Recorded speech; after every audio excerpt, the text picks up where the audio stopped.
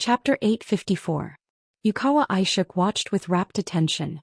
For him, the battlefield outside of the intercontinental airship was still flashing with blurry images. But after seeing it many times, a certain logic naturally formed. As time passed, his condition improved significantly. In his days, it was as if an invisible thread was pulling him to a higher place, allowing him to see more clearly and more thoroughly. Everything happened in the shadows. It was silent and undetectable. It was as if a god had blessed him. His train of thought became exceptionally clear. He was no longer constrained by the present situation. He made some expansions and extensions. He felt that a true god's method of pursuit was like a dragnet. Luonan was like a fish in the net. The dragnet itself was very large. There was a certain amount of space for movement. The mesh was not small either. There was a possibility of escape at any time. Now that the airship was forced to turn back, it was advantageous for the true god and the Pope. After all, the closer they were to Ban City, the greater the control the true god had over the dragnet. They could shrink the mesh and give Luonan more pressure. Unexpectedly, you have the potential in this area. The Pope transmitted telepathically. The direction was very clear. It was directed at Yukawa Aishuk. Was he evaluating him? Yukawa Aishuk was startled and chilled. How did the Pope know what he was thinking? Well, it must be because of this damn tree nest. For an extraordinary like the Pope, it was not a big deal for him to use methods like mind reading. But this feeling was more or less the same as Luonan's invasion. Oh, there was still a difference. Luonan was a great thief. He suddenly came. It was unknown what path he took. By the time he came to his senses, he had already fallen into the trap. He was muddle-headed and tied up. The Pope, on the other hand, had an aura of open warfare. It was as if it was a matter of course. I came in and stayed. You do whatever you want. I just stared at you. The degree of perverseness was even. Cough. Yukawa Aishuk cut off his thoughts. He did not dare to think too deeply about it. He forced himself to think about positive issues. For example, that evaluation. In the field of ability users, the Pope's words were more or less the same. Could it be that he really had talent in this area for this person to think highly of him? He had seen too much and thought too much. He was getting a bit carried away. Yukawa Aishuk subconsciously pondered. If he could get through this, perhaps he could focus on developing this aspect. While he was lost in his own thoughts, the Pope gave his evaluation and then conversed with Bai Xinyan. He's very restrained. He spins at a low speed and glides in neutral. The Pope also used an analogy to describe Luonan's current state. It was easy for everyone to understand. Bai Xinyan said, perhaps he can only maintain such a low consumption state in the void interlayer, and also avoid direct interference with the true god's power. It's a reasonable judgment, but it's a little perfunctory. It's all thanks to your majesty's wisdom that I was able to think of these things. However, we're just small fries. It's fine for a short period of time, but if we continue to act as the carrier of the tree nest, and bear the pressure of Swanee's calculations, I'm afraid we'll soon be unable to do as we wish. So far so good. The Pope's reply was so cold that it made people's hearts sink. However, no one dared to contradict her. Bai Xinyan's actions were already extremely out of line. Yukawa Aishin's heart was stupefied. So that's how it is. But that's the only logical explanation. Who in this world was born with knowledge? Even if there was such a thing, it would most likely belong to the young man outside the airship who had dealings with the true god and the Pope. The pain came from the comparison. The clearer his heart was, the more bitter the comparison was. At this moment, Yukawa Aishin felt as if there was a poisonous spider crawling in his heart. Its limbs scratched the tip of his heart, and there was a web of silk entanglement. There were no external injuries, but he always felt as if poison was slowly seeping in. It was extremely stifling. But in this current state he could not help it. Very quickly, his attention was drawn away by the miraculous changes in the hazy void. Even though Yukawa Aishin knew that this was only a temporary ability given to him by the Pope, he still enjoyed the process of being able to observe, analyze, and make judgments. After all, this was an extraordinary ability that he had always yearned for. Its level was high, its profoundness was profound, and it far exceeded his imagination. He greedily perceived the mysteries within the structure of space and time, especially from the perspective of the true God and the Pope. After he shared the Pope's burden and received the blessing, it became easier to cut in and understand. Well, he still seemed to understand, but he wasn't. Especially when his rationality was still a mess. But he always felt that there was a side of his heart that was crystal clear and crystal clear. I still have talent, it's just that I haven't developed it yet. Yukawa Aishin kept encouraging himself. As the head of a large family, he did not lack confidence. It was just that he was forced into a field that he was not good at, and it was inevitable that he would feel inferior. Now this half-yin, half-yang, suddenly bright and suddenly dark state gave him a reason to convince himself. It also allowed his thoughts to maintain a good state on a logical level. He was thinking again. Judging from the airship's return and the Pope's constant switching of mental states, the two of them probably did not expect the current situation at the beginning. Transcendents were indeed not gods. They also had their limits, be it in terms of strength or calculation. In the past he had only deduced it in theory, but now he was seeing it with his own eyes. And because of this he could never become a believer. Deep in his heart, a subtle thought spun. Yukawa Aishin suddenly felt dizzy and nauseous. But his mind was exceptionally clear, and the discomfort in every part of his body was transmitted to him layer by layer. In an instant too much information accumulated and his brain felt like it was on fire. With a muffled groan, Yukawa Aishin curled up into a ball. In the real world, Bai Xinyan handed him another bottle of water and patted his back kindly. Keep your mind blank. All this information is giving you too much pressure, it's not good for your body to think too much. Huff huff.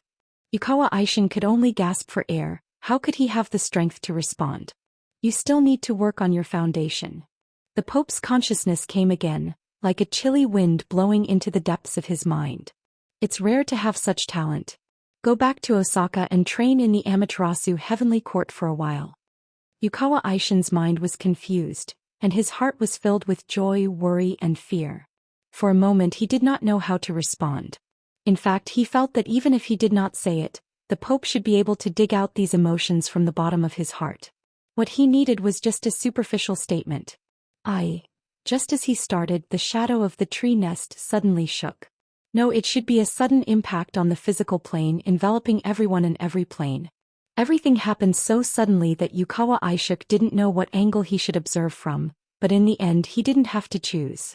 Because at this moment, whether it was on the spiritual plane that the Pope was guiding or on the physical plane that his mortal body could perceive, there was a sudden rush of water vapor and a sudden coolness. Bai Xinyan made a footnote for this phenomenon. Finally we hit it. Chapter 855. The intercontinental airship had completed its turn. It was as if it had crashed into a cumulonimbus cloud. Plentiful water vapor and high-altitude astral winds intertwined, instantly blurring the portholes on both sides. Then a nearly parallel waterline was drawn above the airship. In the dark environment, the cloud was like a demon. It danced outside the porthole and was cut into pieces by the waterline. Yukawa Aishin looked at the changes in the environment between light and dark. He was suddenly inspired.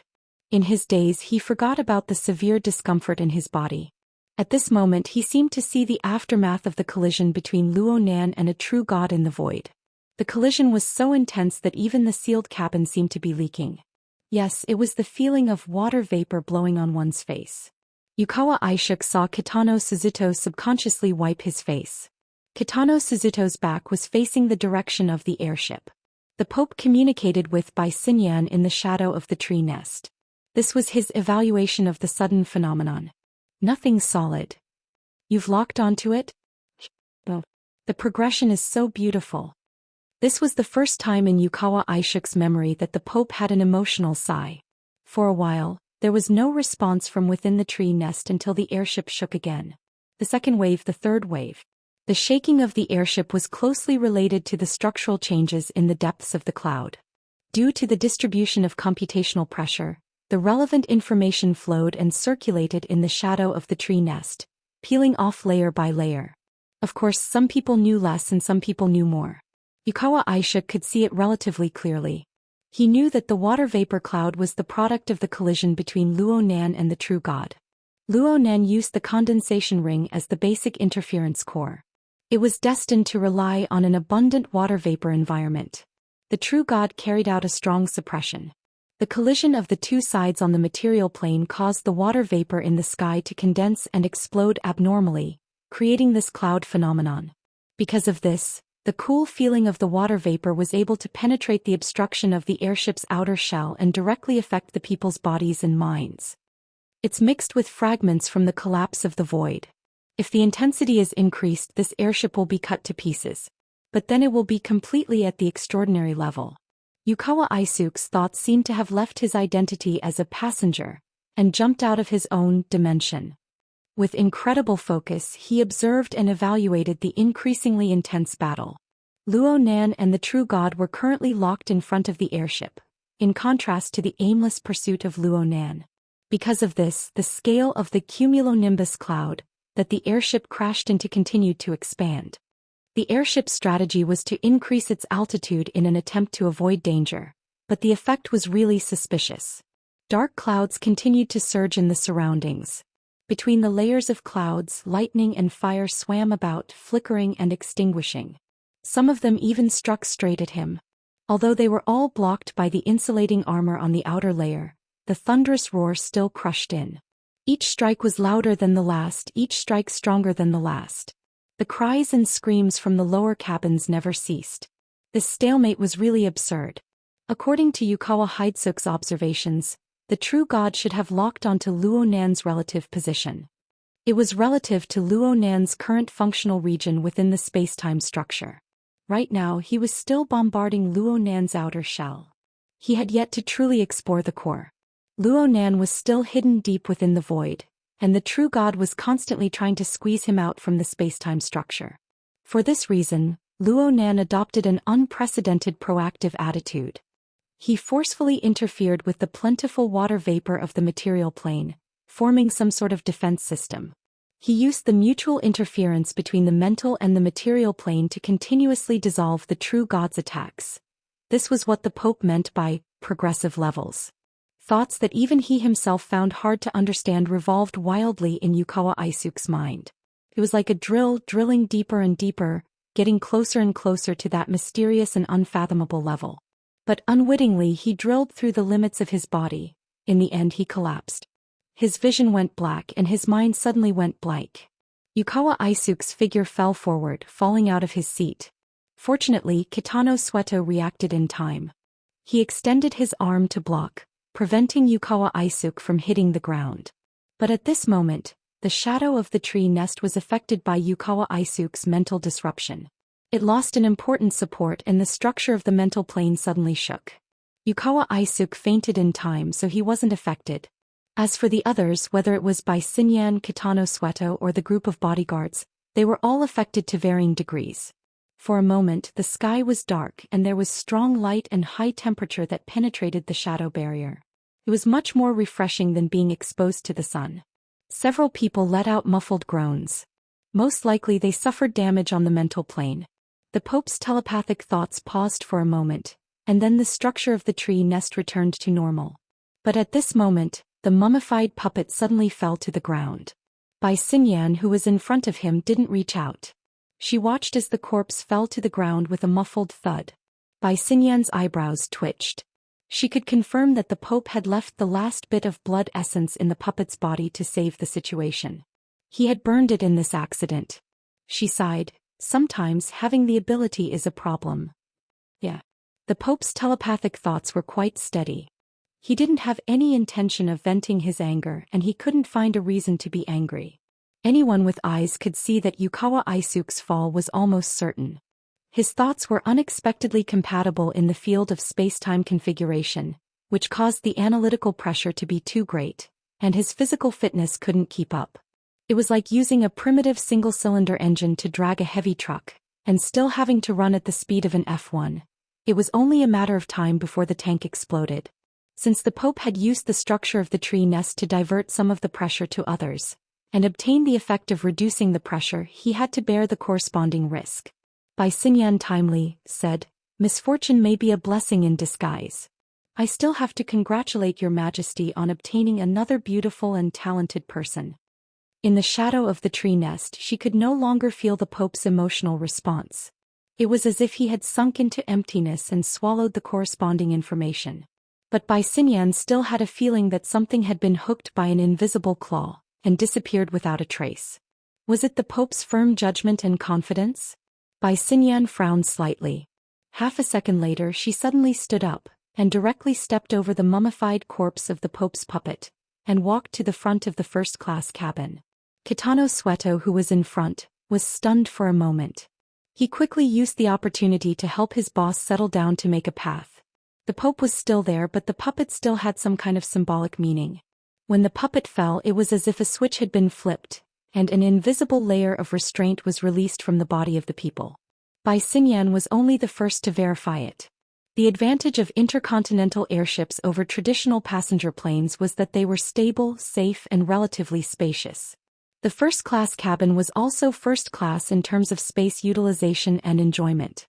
There was even a small observation deck at the front, which was the best view of the entire airship, second only to the cockpit. But it was night time and there had been many unforeseen events. The observation deck was wrapped in thick armor and it was tightly sealed. Of course, this was not a problem for Bai Xinyan. After a few steps, the outer armor was slowly opened under her permission. When Bai Xinyan walked up to the observation deck, footsteps sounded behind her. It was Kitano Sueto. This head bodyguard of the Yuchuan family, even if it was just a physical body, was still a B-level powerhouse. In the structure of the tree nest, he was shouldering a lot of the pressure. Correspondingly, he also had his own thoughts about the situation, but he was just suppressing them. Bai Xinyan did not care what he was thinking. She looked at the dark clouds in front of her. Just then, another lightning bolt struck down from the sky, illuminating the outline of the clouds that were like the precipice of an abyss. The incoming clouds were like beasts and demons that lived among them. They hit the outer shell of the airship and instantly shattered, then reassembled into other demonic shapes. After a second, Kitano Sueto, who was beside her, let out a low gasp. Over there. What affected his breathing was not the cloud phantom that was pouncing at him, but an area further away between the flowing and changing clouds. There was an obvious difference. How to put it? If the outer layer of scattered clouds was peeled off, the central area was obviously also made of clouds, but the outline was sharp, orderly, and full of artificial sturdiness. Another lightning bolt struck down, directly piercing through the outer layer of clouds and bombarding that area. In the eyes of Bai Xinyan and Kitano Sueto, faint ripples appeared in the void. The lightning bolt warped and curled around the periphery of that area until it dissipated. Some of the dissipated lightning eventually broke through, collapsing a corner of the cloud structure. But soon lightning surged to fill the gap. It was still a square block, but it felt even more sturdy. It was simply a defensive fortification built by relying on the cloud mountain. Or perhaps it was a towering mountain pass in front of the airship. No matter how the outer layer of clouds changed, no matter how powerful the lightning bolt struck, that area continued to be fortified. It gave people the feeling that if the airship were to collide with it, it would most likely be smashed into smithereens. A fortress of the Ring of Blood will? Bai Xinyan glanced over. This one sentence proved that Kitano Sueto had done his homework on Luo Nan. Of course, this was due to the fact that this toy was famous. It only existed in the circle of ability users in Xia City. It was a marvelous configuration design that spread through all sorts of channels. If it were projected onto the plane of reality, it would probably look like this. Bai Xinyan did not object. She just muttered, "The Ring of Blood will fortress?" The two of them spoke one after another, but before they could really communicate, a strong light suddenly burst out of the gloomy clouds. In the blink of an eye, it surpassed the level of lightning. The light was as dazzling as the sun, but it did not follow the trajectory of the sky at all. Instead, it fell straight towards the pass, ahead. At this moment, the cumulonimbus clouds with abundant water vapor seemed to have been ignited. Chapter 856. Under the strong light, Bai Xinyan and Kitano Sueto squinted their eyes. The cloudy void in front of them had turned into a giant steamer. Everything was blurred and distorted in the steam, including the pass in front of them. However, the pass area was somewhat out of place with the overall environment.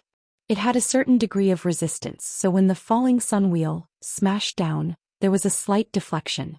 Distortion against distortion. Time and space were stagnant for a while. The momentum of the impact slowed down, and the scene in front of them became more and more blurry. Illusion. Real world. Kitano Sueto was a typical physical type of person. As long as any supernatural situation did not really affect him, he would be suspicious. He still did not hear Bai Xinyan's answer.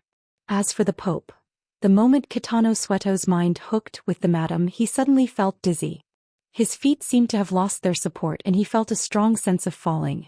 As a physical type of person, maintaining balance was a natural ability. Kitano Sueto subconsciously exerted strength in his waist and abdomen, but the feedback from his body told him that he was still standing there, very straight and stable. What was really out of balance and falling was his soul. A blinding light shone in. This time it was hard to tell whether it was from the real world or the spiritual stimulation. It intertwined with the shadow structure of the tree nest, forming a sacrificial furnace that ignited all the soul power involved. At this moment, the tree nest structure extracted the soul power of Kitano Sueto and the others, and used it for other purposes. It was most likely to coordinate with the attack of the falling sun wheel. This was not surprising at all. Kitano Sueto was not a fledgling. The Pope used the tree nest to include all of them in the spiritual structure, so there must be a deeper consideration. Compared to the usual actions of the Amaterasu cult, what they did today was considered a relatively peaceful one. After all, he was a level B physical type. Although his soul power was not his forte, his foundation was solid and he was full of vitality. This wave of absorption would not cause serious damage. At the moment he was only short of breath and dizzy, but his mind was still clear. While he was checking his own condition, the violent vibration transmitted from the void in front of him ran over the tempered glass of the viewing platform and pressed on his chest. The vibration was transmitted from his chest to his brain, so much so that his lips and teeth were numb. He instinctively raised his head, but his vision was dark. It had nothing to do with the blood supply to the head. Instead, in the distant burning cloud, the falling sun happened to have an extremely obvious contraction, and its light was clearly dimming. As the light and darkness changed, the distortion of the void increased dramatically. Kitano Sujito could no longer see anything with his naked eyes. All he could see was the accumulation of complex colors. However, between the real thing and the illusion, there was a vague network that extended in the vast space. Kitano Sutoto captured the most intuitive outline. It was like a towering tree with branches on top and roots on the bottom. Half of it was visible, and the other half penetrated into the endless void. It also directly interfered with the structure of time and space. The sun wheel that ruled over the changes in brightness and darkness in the sky was also inextricably linked to the outline of the veins. Great divine treasure of the Fusang divine tree. Any ability user in Ban City could guess this answer based on their instincts. But what was special about Hoshino Sujito was that his spirit and perception could follow the veins of the roots in the void and explore into a level that was unimaginable in the past, allowing him to see the most intuitive details. Am I also talented in the structure of time and space? As the absurd thought popped up in his head, Hoshino Sujito also saw the brilliant sun wheel held up by the branches of the giant tree, like a tomahawk in the hands of a giant god. After the first attack failed, it slightly retracted and then smashed down again. Crack. The pure explosion on the spiritual level crushed Hoshino Sutoto's mind. His mind was tightly bound to the extraordinary image of the sun wheel and the giant tree. When it collided with the pass in the clouds, he felt most of the details inside and also had to bear the surging impact from every detail. With a muffled groan, Hoshino Sutoto's brain felt like it was forcibly split open and filled with hot magma. The pain was far greater than the damage from having his soul power sucked away. Even with his strong physique, he couldn't resist it. He staggered back a few steps until he hit the door frame at the entrance of the observation deck. His legs were so weak that he couldn't support his body and he slowly fell to the ground. The self-protection mechanism was finally activated. The sun wheel and the giant tree all turned into meaningless smoke. Even the corresponding memories were blurred. He just followed the inertia in front of him. He opened his eyes wide and watched the distortion around the pass in the clouds, pushed to the extreme, and the abnormal contraction of the sun wheel, also pressed to the extreme. When things reached an extreme, they would move in the opposite direction. In just 1,000th of a second, an unprecedented strong light burst out. Hoshino Sutoto closed his eyes, but the strong light still penetrated his eyelids and reflected a translucent blood-red color. 2 seconds later, the strong light faded and Hoshino Sutoto dared to open his eyes. Even after the most dazzling wave of light had passed, half of the sky was still as bright as day. The dark night had been torn to pieces and there was almost no trace of it. He saw that under the bombardment of the sun wheel, most of the structure of the pass built next to the clouds had evaporated. There was a large hole in the center with a radius of at least 1 kilometer. In this void environment, the thick clouds that were like towering mountains had become irregular piles that connected the front and the back. Even the other areas that didn't bear the impact of the sun wheel were already riddled with holes. It seemed that if there was another strong wind, it would vanish into thin air. The intercontinental airship moved forward under the bright light. There was almost no cumulonimbus around it. It was like a normal flight. This is really, Hoshino Satoto was confused. Everything that had just happened was beyond his cognitive limit. The self-protection mechanism was still working. All he knew was that the situation had suddenly been pushed to the most intense level. In the blink of an eye, there were only ruins left. At this time he saw Bai Xinyan, who was still standing in front of him. The most intense scene had passed. Everyone was finally able to focus on something that they had neglected before. This mysterious woman stood perfectly straight from the waist down, but her upper body was leaning forward. She stretched out her arms against the tempered glass wall. Her body trembled as she breathed. It was clear that the other side wasn't having a good time either. Hoshino Satoto opened his mouth, wanting to ask a few questions, but the smell of fresh blood rushed up his throat. His mouth and nose were already wet. The relatively weak capillary network had nearly burst clean. He choked and coughed. Blood sprayed everywhere. He was in a sorry state. Bai Xinyan must have heard the cough. She exerted some strength in her arms and turned around to look. Her expression was calm, but her face was pale to the point of being transparent. Hoshino Satoto coughed out the blood clot in his throat with great difficulty. He asked in a hoarse voice, "Is he dead?" He was obviously referring to Ronan. Bai Xinyan curled her lips. "I'm not sure. He isn't." The Pope's telepathic thoughts had been absent for a long time. They reappeared and reverberated within the tree nest. But his words confirmed that the structure of the mental plane had already lost its stability. The telepathic transmission was illusory and illusory. There seemed to be a dark flame burning in the corner, creating disturbances from time to time.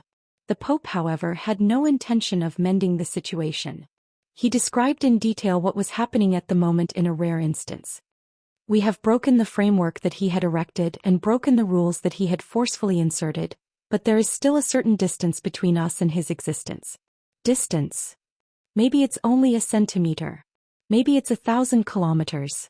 Maybe it's in another space and time. You mean, there is no point in delving into this. Look, the fortification is being restored. In fact, we are shuttling through its huge and precise construction site. Every water molecule we have come into contact with could be the building material for the next construction. Even though Hoshino Satoto's spirit was extremely dispirited, he still subconsciously turned his gaze to look through the viewing platform. He looked at the gradually darkening sky and the scattered clouds. In fact, he couldn't see anything special about it. It was probably because of his first impression. He felt that the flying cotton-like objects around the airship were suffused with a faint spiritual light. There were faintly discernible trajectories that interweaved to form the outline of a grand building. At this time, Bai Xinyan asked, "What do we do next?" "We don't do anything. That attack just now practically mobilized all the power that can be mobilized at this distance. Since we weren't able to make the final decision, we won't be able to do anything to him for a while." Bai Xinyan and Hoshino Satoto didn't know how to respond. If the Pope's words were to spread, Luo Nan's evaluation in the inner world would probably soar by several levels. Oh, it seemed like there was no one who could rise by several levels. After a few seconds, Bai Xinyan said, "Your Majesty exerted force just to reach this conclusion?" It sounded like sarcasm at first, but in reality it was very formal. The Pope's response was very calm. "I just feel that there is no need to hold an educational competition. Young people are so pure. They are researching this battle on the spot. They have probably forgotten their original goal. Do they want to be high profile? Or do they want to be low-key? What's important is that Qianju has been led into a rhythm by him. She has forgotten today's goal. Fortunately, I still remember. Your Majesty's goal is to find that interferer of Ban City? You suspect that it is Luo Nan?" Bai Xinyan's telepathic thoughts suddenly became straightforward. The Pope took advantage of the situation to continue. Look, the situation has become clear. Today we have at least verified that he has this ability. Don't say doubt. That will only make people more confused. Confused? His ability exceeds expectations, but his critical performance deviates. He can't see through the inside. Of course he will be confused. Oh, so he encountered a confusing choice when doing a multiple-choice question? The Pope's telepathic thoughts seemed to be laughing. Child, reality has never been a question. Only a young man with a straight and narrow eye would need to be matched one by one to be flawless. Right now, I just need to know that he is a fellow that needs to be taken seriously. The telepathic thoughts continued, but the structure of the tree nest could no longer support itself. It suddenly collapsed and turned into nothingness. Chapter 857. The tree nest on the spiritual plane collapsed, and the participants who were passively trapped in it returned to the real world. The natural curtain of night descended once again, like a thick blanket, blocking the field of vision, giving people a sense of self-deception and peace of mind. The Pope who was in charge of the situation left. The observation deck remained silent. Kitano Sukito and Bai Xinyan had their own thoughts, until the swarm of signals and communication devices connected, filling the space with ringing and vibrations. Kitano Sukito coughed again and raised his wrist. There was a list of communication requests from the Tamagawa family and their surrounding social circles. However, in the past half an hour, the first-class cabin had been an isolated island of information. There was almost no communication going in or out. On the other hand, the other areas of the airship maintained contact with the outside world. So this was not a signal interruption, but it was 100 times more terrifying. Because this was due to some kind of tacit understanding, and also due to some kind of silent majesty. The source was naturally the Amaterasu cult. There was no more obvious fact than this. The Amaterasu cult was the master of Osaka City, the undisputed ruler of traditional political and military forces like the Tamagawa family. Looking at the source, it was only 20 to 30 years ago. At Kitano Sukito's age, he had witnessed the entire process of the rise of the Amaterasu cult. This was the power and effect of a transcendent.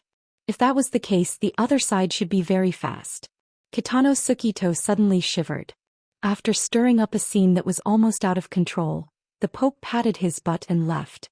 The true God probably wouldn't stay either, but the other side of the conflict was clearly still here. At this time, the intercontinental airship had completely passed through the ruins of the cumulonimbus cloud cluster. It was said that the cloud pass was still being rebuilt and it had been completely left behind.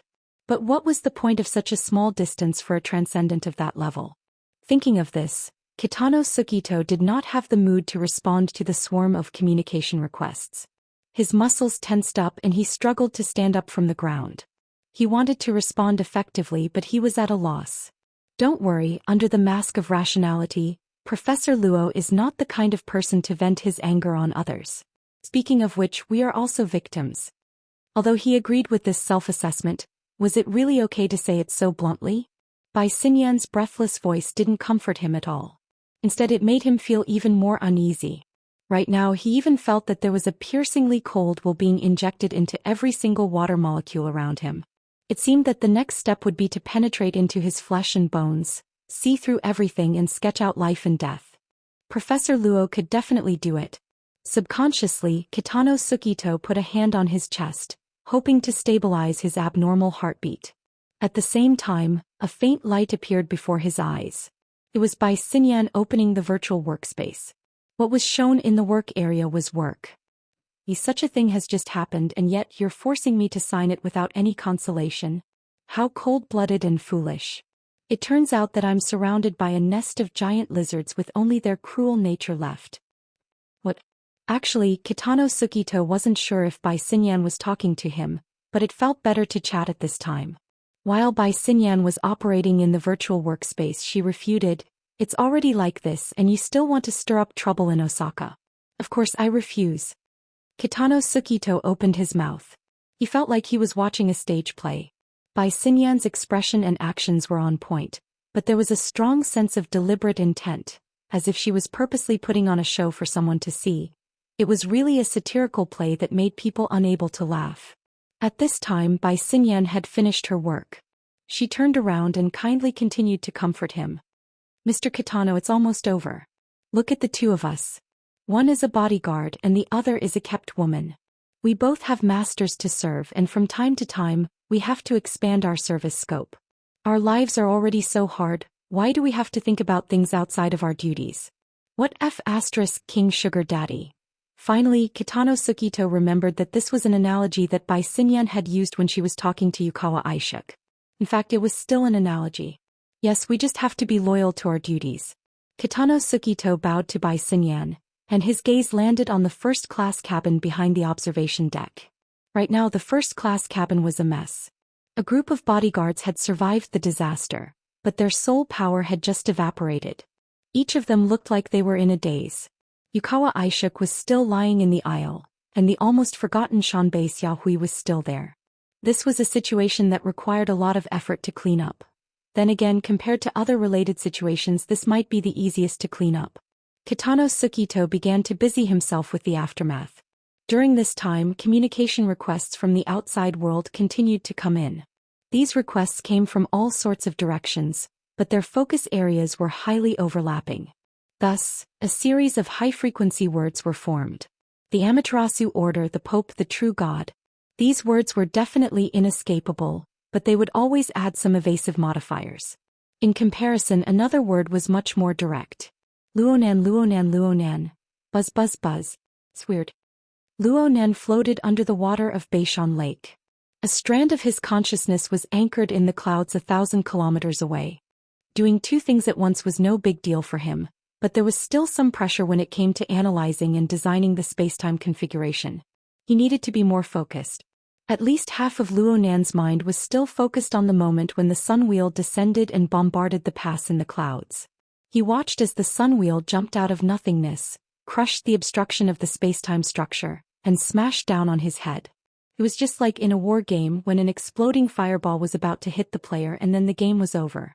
Strictly speaking, the game had already been reread once. Luonan's game character, the spacetime bubble he controlled, had already collapsed. It was like this for a moment. The key to the impact of the falling sun wheel was not the impact. The fatal killing move originated from the instantaneous explosive distortion of the surrounding void environment. The spacetime structure was illusory yet thick, empty yet tenacious. But it could still deform in the end, especially when the power of an extraordinary detonated the turbulent tsunami of the abyssal region. Then it interfered with the material plane and focused on the instantaneous explosion. The powerful distortion had already touched upon the plane of laws. It squeezed out all the redundancy in the spacetime structure. Luonan couldn't even muster the thought of resisting.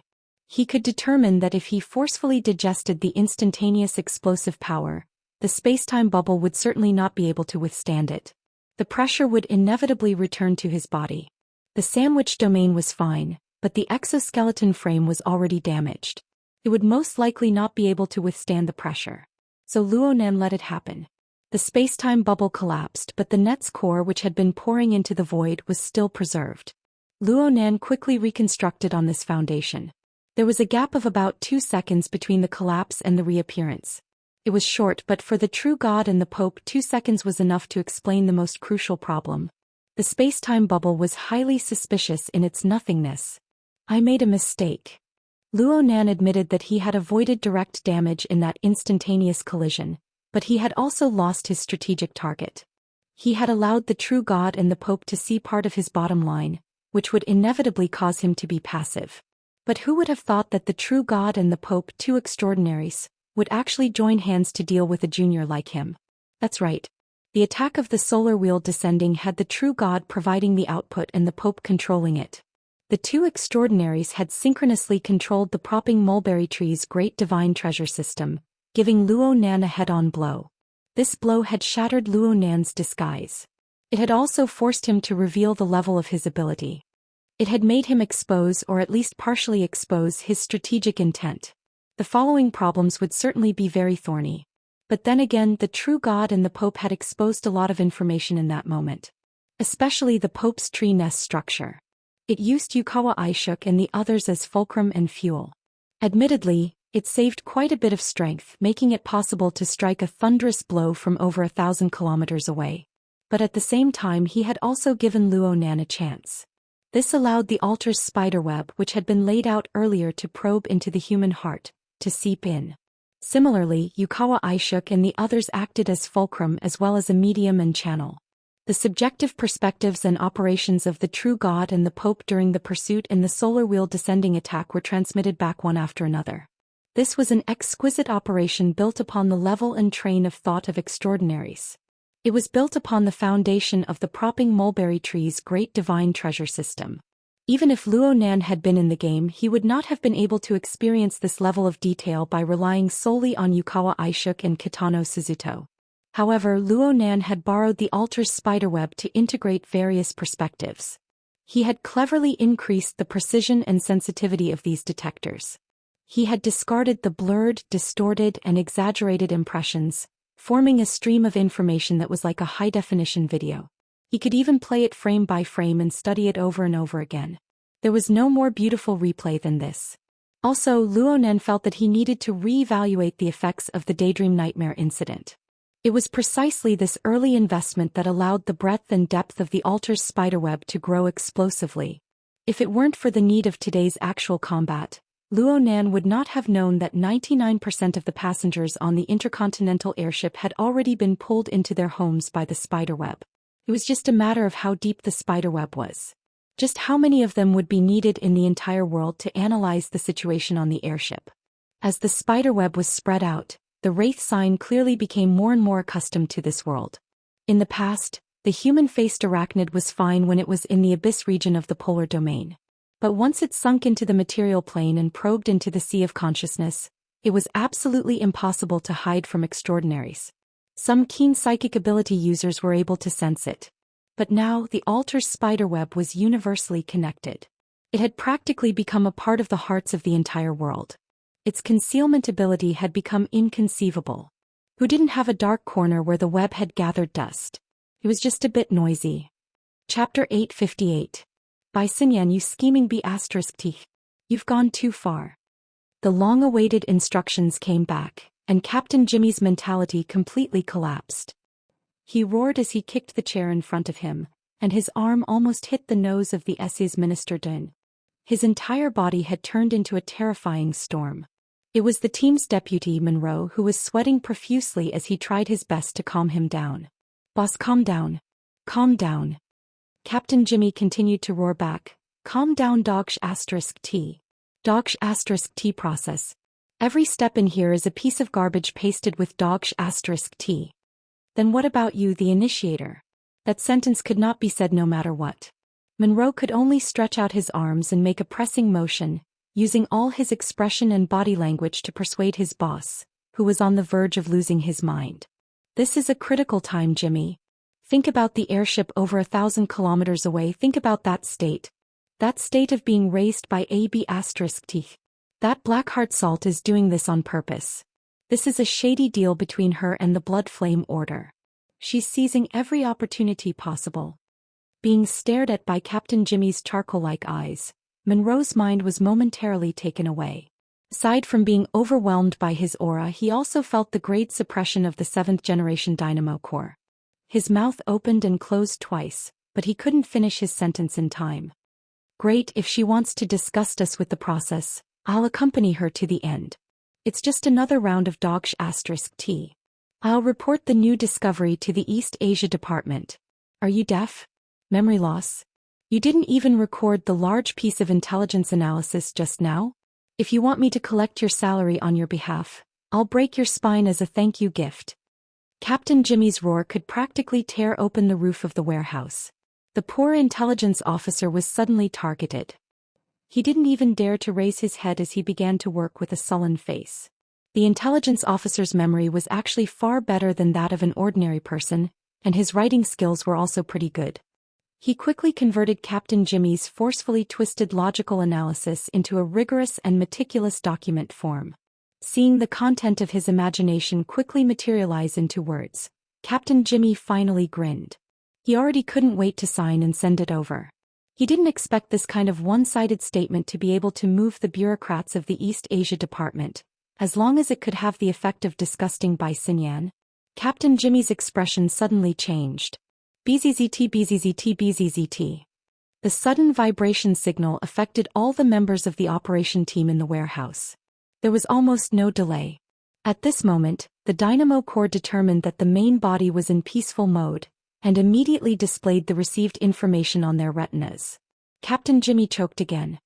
He wanted to vent his anger, but in the face of such a high-priority order, he had to temporarily suppress his emotions. Remote conference? Menda pondered over the core words of the notice, but he was also confused. The fewer words, the bigger the matter. A simple meeting notice was sent to every team member, bypassing the frontline commanders. Even when he wasn't at war, he was still extraordinary. Most importantly, it had come at the right time. Boss, the meeting will start in 10 minutes. Do you think? Men turned his gaze to the SCA's Minister O'Hara. Captain Jimmy's black and red face still had traces of distortion, but he didn't make a sound and only turned his head to the side. Mend let out a sigh of relief and immediately fulfilled his duties as an assistant. He put on a smile and politely asked Minister O'Hara and the other SCA officials and staff to leave. If they wanted to wait outside, they could wait outside. If they didn't want to, no one would care even if they went home. This layer of buffer was awkward but effective. When Mend turned his head, Captain Jimmy had already sat down with his eyebrows furrowed. The intelligence personnel who were chased away felt like they had been pardoned. They focused on adjusting the remote channel and preparing for the meeting. Video conference, reality conference, tactical conference. After a quick exchange, the emotions of the operation team members in the warehouse were much more relaxed. They weren't unfamiliar with this kind of situation. As the new generation of burners equipped with the 7th generation dynamo core and operating the latest Deep Blue platform, they were originally expensive experimental subjects. They were deployed all over the world to carry out various missions in order to continuously send back experimental data to support subsequent research. On a more realistic level, they also needed to form a brand new tactical system based on the new platform. It had already become a habit to have a tactical conference every 2 or 3 days to exchange experiences. Things like tonight, which consumed a large amount of resources to achieve the effect of long-distance reality communication on a global scale, only proved the importance of this conference. Captain Jimmy needed to carry out this conference as a tactical command. Everyone in the warehouse became busy. Have the surveillance personnel been withdrawn? In position in 4 minutes. Warning system activated. Inspecting mental link. Link node clear. Group synchronization rate at 97%. Connecting to Mirror Image 1 network. Connected. Two-way synchronization initiated. Environmental interference index normal. Captain Jimmy glanced at it and saw that the interference rate was floating around 2%. This rate was very low and had no practical value. However, it was already a relatively ideal state for long-distance communication. If it was a requirement for actual combat, it would be at least 10%, which was probably the standard of the previous version of formatted space. Their operation team's record was 47%.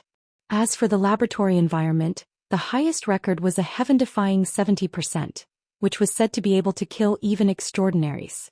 Frankly speaking, up until now, Captain Jimmy wasn't particularly proficient in this kind of combat style. The laboratory, on the other hand, was thinking of all kinds of ways and opportunities to deepen the impression of this batch of experimental subjects. Reality information loading. Countdown to login. 3, 2, 1. The archetype format symbol that represented the transfer to virtual reality appeared and instantly enlarged. When the tetrahedron, inscribed and circumscribed spheres expanded to the limit of vision, the emptiness of the central region opened up. The astral winds and clouds in the sky wrapped in the boundless dark curtain of night and rushed towards them. This might be a real scene or it might be a completely virtual product. Captain Jimmy habitually moved his limbs, but the low interference rate and emptiness made this movement meaningless. He gave up on the warm-up and turned to look around. His operation team had finished assembling and was now in this airspace. In other directions, figures appeared one after another. Most of them were familiar faces. They were all burners who carried the Apocalypse experimental 7th generation dynamo core. Director Yen is over there. Captain Jimmy quickly saw that their true leader, Yen Yonghua, who was known as the pioneer among burners, was not far to the side. He was a gloomy and paranoid guy. More importantly, his authority over the dynamo core was one level higher than most of the people here. Whether it was public or private, Captain Jimmy had to go and greet him. Hold on. Mend stopped him for a moment, indicating for Captain Jimmy to observe Yen Yonghua's expression. I'm afraid he's not in a good mood. Oh? Virtual reality allowed everyone's external appearance and expression to obtain a high degree of restoration. It could be seen that Yen Yonghua's bad mood was already visible on his face. His face was ashen, clearly indicating that others should stay away. Captain Jimmy was also in a state of violent rage a few minutes ago, but when he saw Yen Yonghua's expression he suddenly felt that it was better to calm down a bit. Discussing their superiors was everyone's common hobby. Jimmy and Mend were no exception. I remember that he was in a good mood a few days ago. He was waiting to watch a good show. It's an auction. He's waiting for Professor Luo to make a fool of himself. The two of them understood. It was at this time that a clear graphic presentation appeared in the night of virtual reality. It went straight to the point, informing everyone of the topic of this conference. Nature of the conference. Tactical seminar. Objective of the conference. Conduct an analysis and research on atypical extraordinaries and formulate a targeted tactical plan. Case reference. Intercontinental Airship Attack and Defense Battle Keywords. Luo Nan True God Pope of 100 Collections Configuration. The night sky slightly rippled and in the next second an airship appeared in the clouds below. The airship indicator light attracted the gazes of most of the participants. Buzzing sounds of discussion arose. Since this was a tactical seminar, the public channels were all open. The participants who entered virtual reality could use voice, text, images, and even telepathically to communicate with each other. Everyone's information network was quite well informed. They were all very sensitive to the focus of the event. While they really are up to date, the real scene is transcoded. It's not a simulation. Is this first-hand information? Where did it come from? Look at this perspective. It's a mosaic of satellite images. How many satellites did they call over? Then what do you think of this close-up view? The emotions and curiosity of the participants were quickly squeezed out by the fast-paced, high-intensity conference. In reality, the vast majority of meaningless exchanges were suppressed to the point where they disappeared without a trace by the time the demonstration advanced to the stage of the chase between the true god and Luo Nan. And when the grand scene of the sun wheel descending and the cloud pass shattering arrived, everyone was already dizzy from the dazzling scene and the enormous flow of information. Captain Jimmy was one of those who were dizzy. The entire process was played once in less than half an hour. The edited version was played at least 20 times. And the key joints were emphasized over and over 200 times. He was still dizzy even when he returned to the real world. His left eye was the sun, his right eye was lightning, and his brain was full of the cloud pass that was being assembled, burst apart and then pieced back together. What the hell are they talking about? Yeah, most of it was just guessing. Men's effect of listening to the lecture wasn't much better than Captain Jimmy's. Of course there were explanations in the real scene demonstration. But there were configurations on the left, configurations on the right and some spacetime structure in the middle. The storm of the gully region coupled with the chaotic and complex structural analysis of the cloud pass was completely directed in the direction of evaporating one's brain juice. Captain Jimmy was baffled. If one had to consider all these messy things during battle, how would one fight? Perhaps it was because of this that he was holed up in the operations team as a squad leader. But come to think of it, those who had a higher status and authority than him might not be any better off today. The information vibrated over. He glanced at it and felt a little dizzy again. F***CK. Those people from East Asia Institute. This is good. Men was baffled. What's wrong?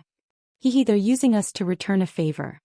The tactical example just now, the one that just came out, seems to have returned the favor and taken it from the Amaterasu cult. For this, we have to return the favor and temporarily help the Amaterasu cult. We're helping the Amaterasu cult in Ban City? Can we afford to? That's what it means, high-level thugs? Captain Jimmy didn't mind at all. Rather than working for someone else, he was more interested in getting out of this boring old warehouse and actually doing something useful. Whether it was dealing with the vagrants or higher-level enemies. Mend, on the other hand, was thinking about something more practical. Who should we contact with the Amaterasu cult? This East Asia Institute is a little too much. Captain Jimmy was stunned. He looked at the contents of the mission again. There was no explanation in this regard at all. This was more troublesome. He tried to find the East Asia Institute to clarify things. Just then he received an instant message. Captain Jimmy's expression changed immediately when he saw the message. Mend glanced at it and saw the words. By Xinyan. He snorted in his heart and instinctively thought of the worst. He looked at Captain Jimmy again. At this moment his expression was even worse than Yen Yong's. In the sky above Ban City Airport, indicator lights and radio signals intertwined. After 4 to 5 hours of tossing and turning, the huge intercontinental airship returned to the airport. Sigh. On the airship that was about to land by Xinyan's side. Her slender fingers caressed her forehead, pretending to be weak. I told you that your soul power has evaporated and your mind is damaged.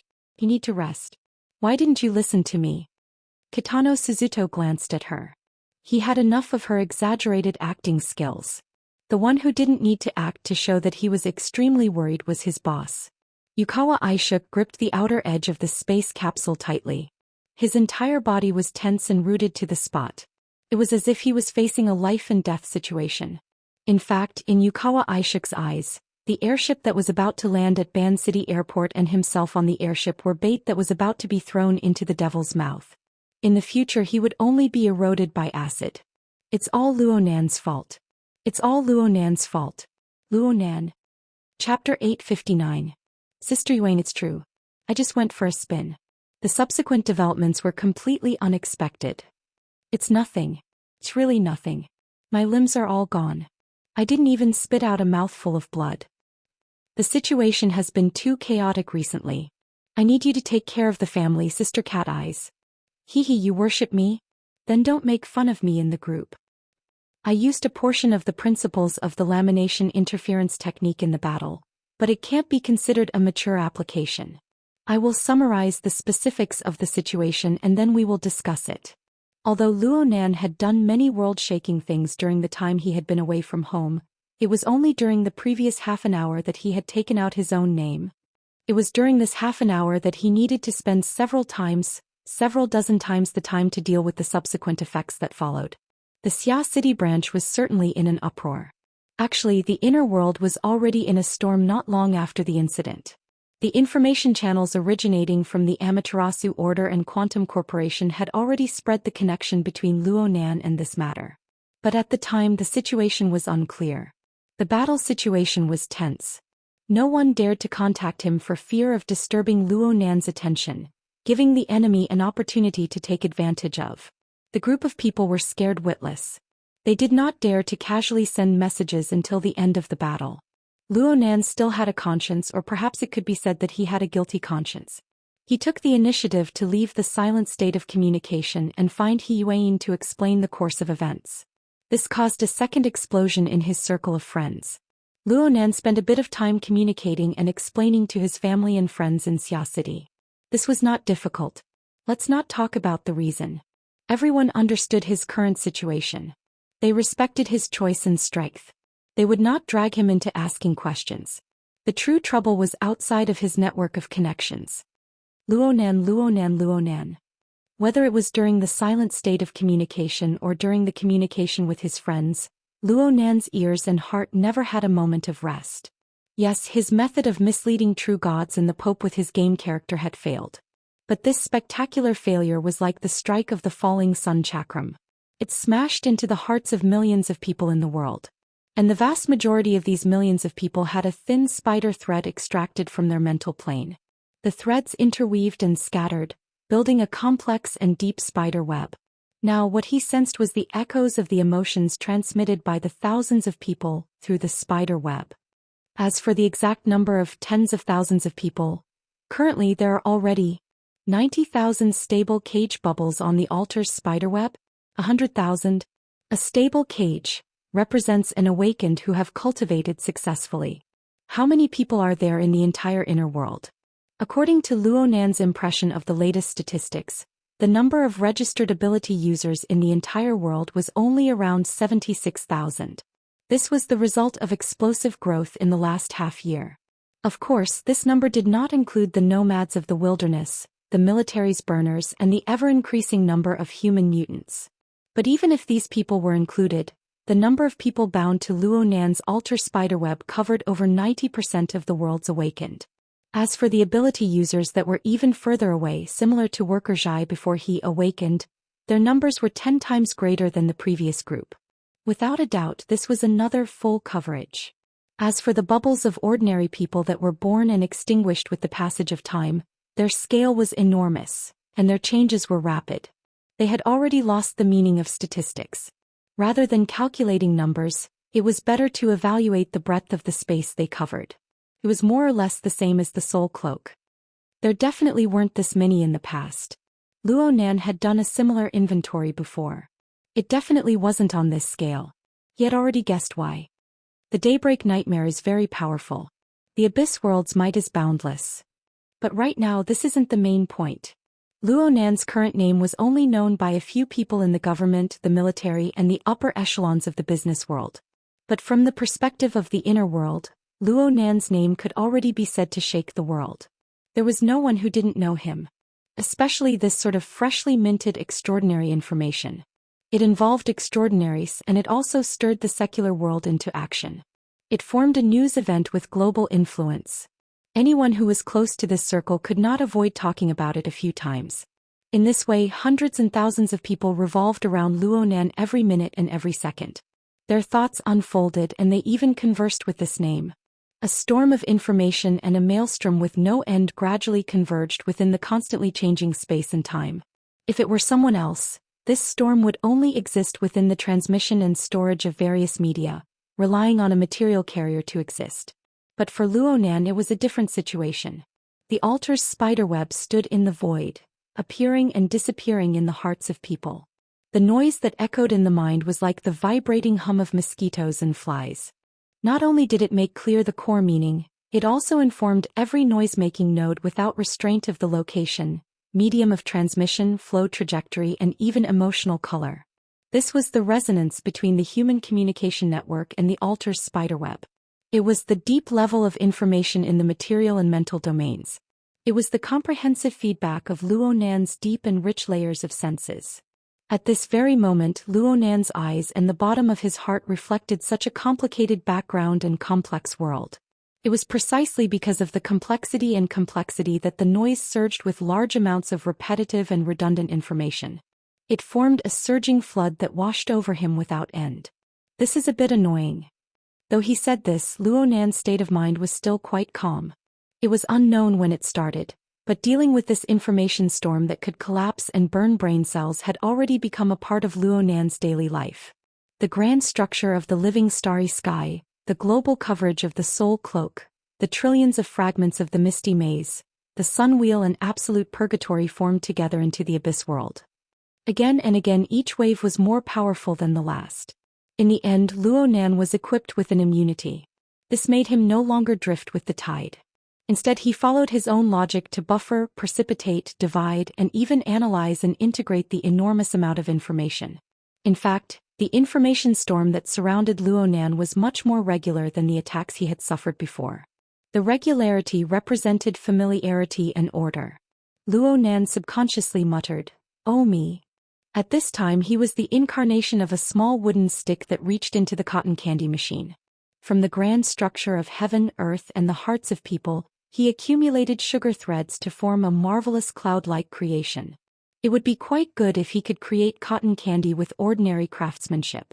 But if he used himself as a yardstick, transformed his knowledge into rules, measured the hearts of people and followed the law to create things. Luo Nan closed his eyes, and his thoughts naturally poured into the altar's spiderweb. Within the complex layers of the network, on the back of the wraith sign that climbed up and down, within the flood of information and life force that weaved back and forth, there seemed to be an incorporeal 3D printer operating, causing a certain silhouette to gradually appear. That appearance was that of Luo Nan. Compared to Luo Nan of the real world, the two were like human figures inside and outside a mirror. They were mirror images of each other. Only some of the details weren't perfect enough. They needed to be corrected. Chapter 860. Everyone has a heart that strives for perfection. They want to fix imperfections. Luo Nan's thoughts shuttled back and forth on the mirror image, comparing it with each other. It was more or less the action of looking into a mirror. And the more he examined and corrected it, the more detailed the mirror image revealed. This was not strange. This was because this was the accumulation of images, emotions, and calculations in the hearts of hundreds of thousands of people. Thanks to the blessing of modern imaging technology, very few people would mistake him. At the very least, they had a basic understanding of his appearance. This guaranteed the basic recognition of the mirror image. But under the appearance of convergence, everyone had their own understanding of Luo Nan in their hearts. Just as the saying goes, different people have different opinions. The vast majority of people had fixed impressions based on the guidance of various media, but they more or less had their own opinions. There were overpraise, prejudice, vilification. And they were using modern convenient channels of information to rapidly communicate with each other, influencing and overlaying each other. In this way, the corresponding accumulation of images became more and more cumbersome, redundant, complex, and contradictory. Most importantly, it was distorted. This gave Luo Nan the fulcrum to pry open people's hearts. But it was precisely this distortion that passed through the spiderweb of the altar and converged onto the mirror image. The surface was calm, but the inside was conflicting and colliding with each other. It could collapse and fall apart at any time. The reason why it did not collapse was because the mirror image existed in advance. It was the basic core that Luo Nan had already established. It was built on the foundation of formatting theory. It went through the polishing of the 9 orifices 6 roots martial arts philosophy. It went through the deepening of coupling theory, and it went through the immersion of the condensation ring and other configuration concepts. Luo Nan relied on this to construct the glorious and resplendent living starry sky, touching upon every corner of the complex and real world. Of course, the system brought by the Wraith sign had always surrounded and influenced him. And all of this, if traced back to the source, could be attributed to the abyssal world sun wheel and absolute hell. It was a vast and dangerous balance. Luo Nan had deduced this when he researched the lamination interference technique. Now he naturally used it. It was this clear dissection that anchored a relatively stable fulcrum for Luo Nan between heaven, earth, and the hearts of people. The changes of the wind and clouds in the surroundings had a fixed foundation. It could be deduced and born from basic rules. Of course, these rules were still fuzzy, but they were already divided into near and far, virtual and real and illusory. Even in the complex overlapping space and time, in the distorted and chaotic bewilderment of the hearts, they could still firmly exist. And on this foundation, they dealt with the distorted image transmitted by the altar's spiderweb and deduced more essential things. Overall, this core might not be and the core might not be perfect, but its source was clear and the direction was correct. At this moment, it could be seen that the torrent of thoughts formed by hundreds of thousands of people was not entirely a burden. It was good to have those distortions, contradictions, and conflicts. Though some of the images of Luo Nan in people's hearts weren't realistic enough, they were proven to be achievable through deduction. They harvested some fantastic ideas. Some of them appeared to be very reasonable, but after deduction, they discovered that their current strength was insufficient. There were also some that were completely off the mark in their deductions. Their roots were wrong and they didn't belong to him at all. So in Luo Nan's eyes, the mirror image on the altar's spiderweb grew more and more real. The distorted and chaotic elements were gradually expelled from the mirror image. They were like clouds of mist, spiraling and undulating. Or was it a misconception? Luo Nan suddenly sensed something. The veil of invisibility that his main body carried seemed to have become a bit thicker. That's right.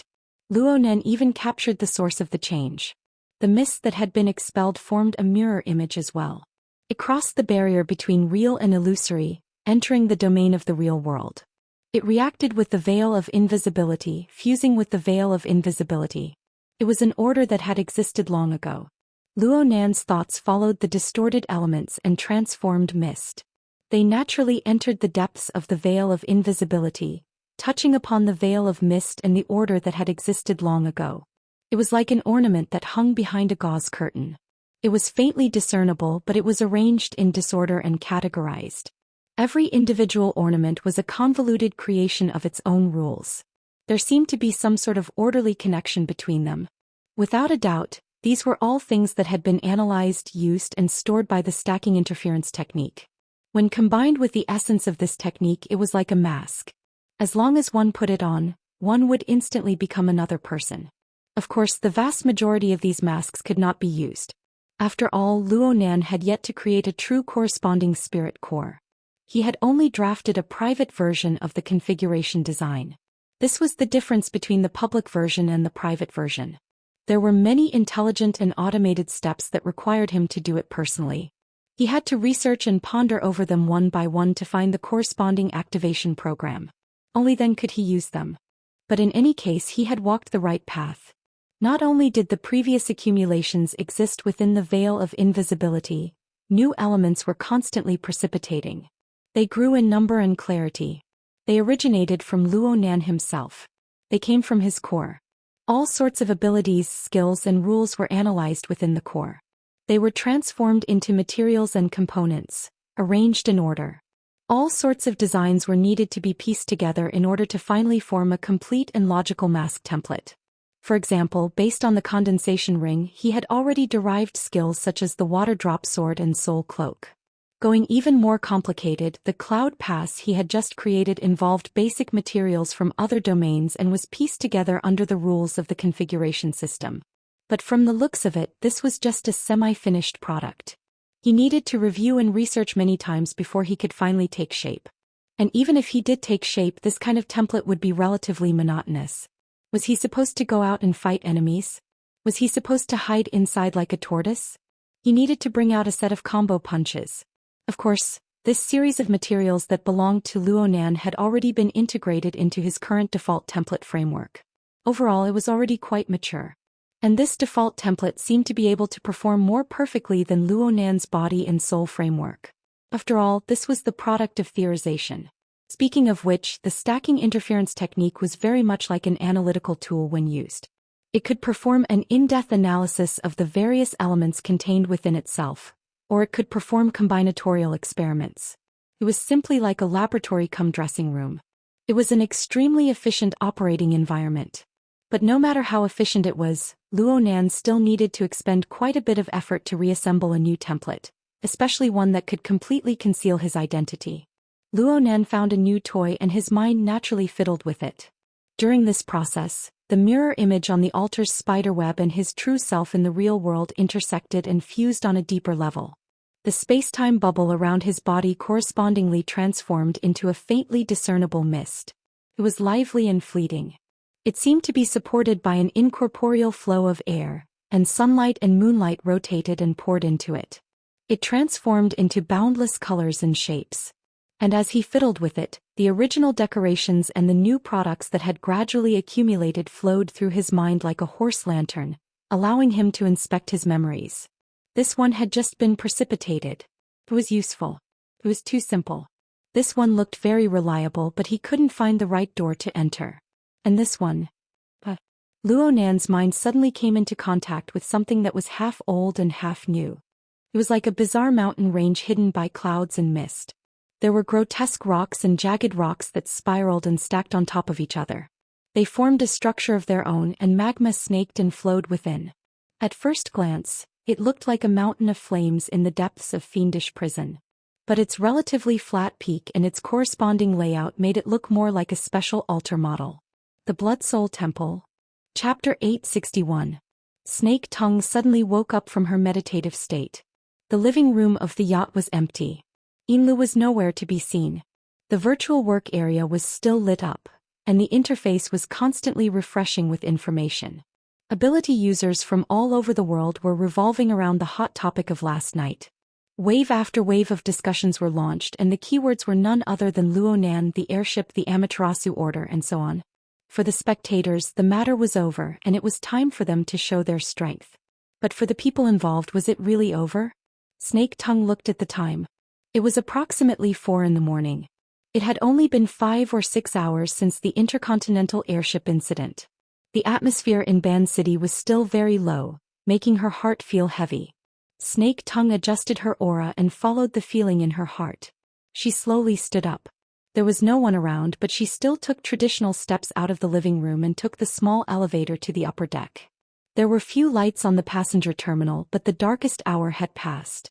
The railings on the deck chairs, and other decorations all revealed their silhouettes in the dusk.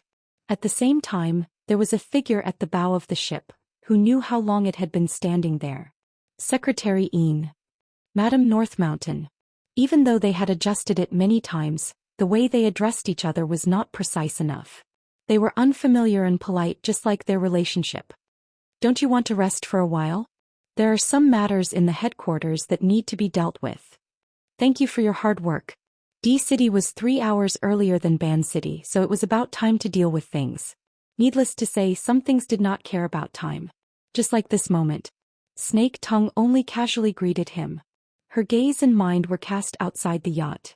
The bow of the anchored yacht was pointing towards the east. The lake was vast and one could see everything at a glance. One could even see the glaze that had been quietly painted on where the water met the sky. At this time the ground was still being colored layer by layer. A few clouds were piled there randomly. Stirred by the changing colors, they vaguely turned into indigo mountains, adding a sense of composition to the design. Snake Tongue furrowed her brows slightly. She looked at the sky and clouds in the distance, which were gradually brightening. The feeling in her heart seemed to have been illuminated a little, but it still wasn't vivid enough. Yinlu followed her line of sight and gently exhaled. Is it sunrise? I thought there would be no sun today, thick clouds and low atmospheric pressure. It doesn't feel good enough. The conversation that had been going on and on was suddenly stuck here. In fact, both sides of the conversation had captured a common understanding from each other's perception. They didn't say anything else and just stared at the boundary of the water and sky from afar. The sun was still below the horizon, but at this moment, in the layers of glaze in the indigo mist mountain range, there was clearly a different type of power stirring restlessly. It was hidden deep under the vast laws of nature, but it could not wait to stretch out its claws. It was even half a step beyond the newborn sun. In the eastern horizon, it pressed out a ferocious shape. Yun! Yinlu exclaimed. The azure cloud peak that was piled up on the horizon suddenly collapsed.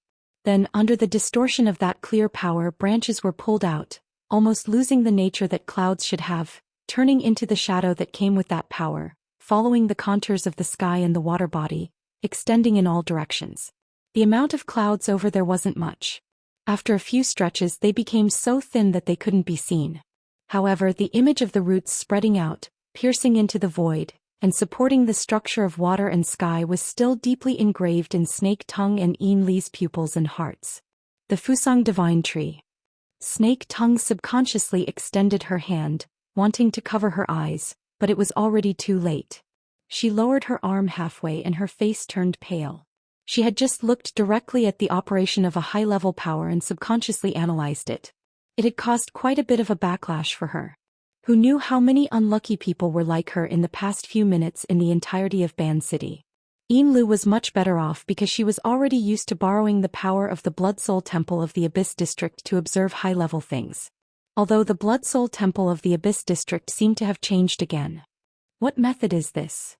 Yin Li's mind was suspended in the Abyss District, painstakingly distinguishing the deeper meaning behind the turbulent storm. Unfortunately, her level wasn't high enough.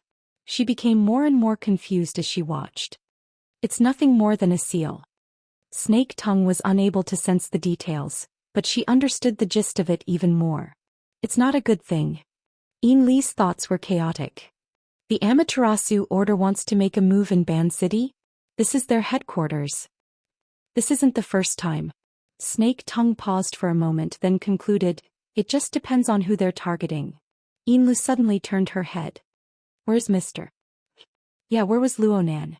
Even at this critical moment, that person had stubbornly disappeared without a trace. Whether it was Snake Tongue or Yinlu, they could half guess and half feel the faint light of the first rays of dawn. They could feel the gradually extending and gradually permeating psychic pressure. There was still a bit of coolness in the northern mountain lake during the early hours of the morning.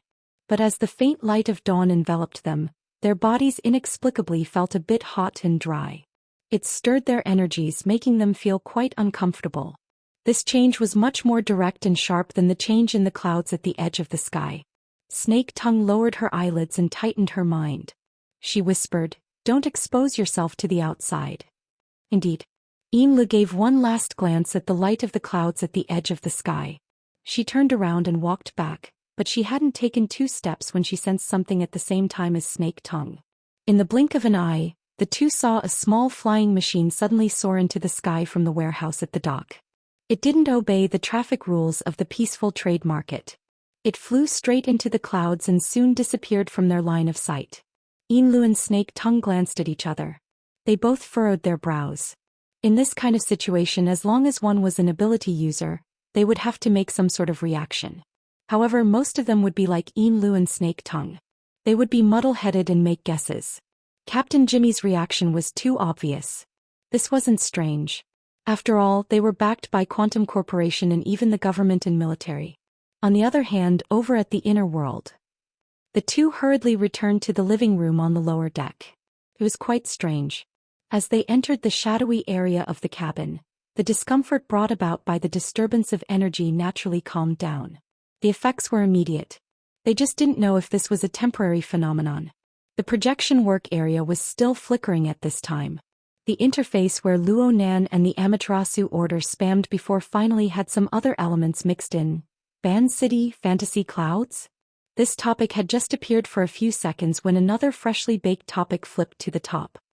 Band City's sunrise. Please help me decipher it. Vitality is restless? I nearly went berserk just now. The coordinates are the Shitian district of Band City. The Divine Tree's Kingdom of Heaven descends. Since the topics discussed in the forum were closely related to Band City, the words that followed easily swept away a large amount of attention from the world. Yinlu opened a few posts and similar topics became very influential. She used the waterfall mode of intelligent categorization to automatically select keywords. She scrolled for over half an hour, but the more she scrolled, the more she scrolled. However, the majority of the posts were pictures, descriptions, conjectures and the like. Aside from pointing the spearhead at the Amaterasu order, there wasn't anything useful. Yinli's brows furrowed. She wanted to go to a more professional circle to take a look. Just as she left the post page, she saw a new post that was highlighted, pinned to the top and other effects. It forcefully appeared in the very center of the work area. The bright red words were extremely glaring. Most importantly, the poster was from the Band City branch of the Ability User Society. Yinli's wristband buzzed and vibrated at this moment. She lowered her head to glance at it, and her brows furrowed even tighter. This is troublesome. The forum post opened as she spoke. The information on the wristband was split into two screens and projected onto the work area. The reason why Yinlu did this was because the things described on both sides were exactly the same. Even the words and sentences used were exactly the same. The gist of it was that Band City's side discovered that an extremely dangerous mutant had infiltrated. The Amaterasu order was righteous and had taken the initiative to open a so-called divine nation to protect the safety of the citizens. The Band City branch demanded that all ability users in Band City immediately register online and report their location as well as the brief situation of the nearby ability users. They were to cooperate with the Band City government and the SCA in conducting a comparison of social authority in order to ensure safety and so on. Big Su's entire city. Is the Band City branch sticking their faces under the feet of a true god? Are they willing to act like cows and horses to play with? The above words weren't said by Yinlu or Snake Tongue. It was the ridicule of some spectator on the forum. However, this person's words hit the nail on the head. As an Ability User Society branch organization without an extraordinary overseeing it, the Band City branch had already been reduced to a vassal of the Amaterasu order over a decade ago. Normally it was invisible. Now that it had jumped out, it was nothing more than a marionette on stage. This is looking for Mr.? Yinlu and Snake Tongue looked at each other once more. They both felt that trouble was imminent. The power of the Amaterasu order, coupled with the semi-official nature of the Band City branch, really did possess something akin to a legal coercion in the inner world. It was more or less the same as fight if you don't accept it. Even if they were cooperating, Yinlu could go register, but she was the only candidate who could register. It was true that Snake Tongue had an ordinary identity in Band City, but in the end it was just a facade. She had always hidden her true identity and notoriety. Not to mention Luo Nan, who had made his debut under the name of Mr. Mo. However, there was no such person as Mr. Mo in this world. Even though Yinlu had left some arrangements in D City over the past 2 days, it was enough to deal with normal situations. The people on the ship gathered together and corroborated each other. The logical clues were chaotic. To sum it up, suspects. However, wasn't this a bit of a roundabout way too big? I thought we were going to charge into geosynchronous orbit and then turn back. Isn't Mars better? Captain Jimmy walked into the main hall with large strides. He had circled back from the Quantum Corporation branch in Ban City. The private airship had just finished connecting with his flying craft. However, the sarcasm in his words was not limited to his family's itinerary. Bai Xinyan could be seen from afar standing in front of a projected area that was not yet clear. Her complexion was normal and she was even smiling and greeting Captain Jimmy. Next to her was Yukawa Aisuk. He had an unlucky expression on his face. He was sickly and dispirited. He turned a blind eye to Captain Jimmy's arrival. You're beating around the bush because you can't find him. Hee, you're still so self-confident. Captain Jimmy was still a bit confused about the new mission he had been assigned. He only knew that he was to assist the Amaterasu Order in finding a powerful individual who had been in hiding for a long time. However, this did not stop him from fiercely attacking Bai Xinyan when the opportunity presented itself. This is the truth.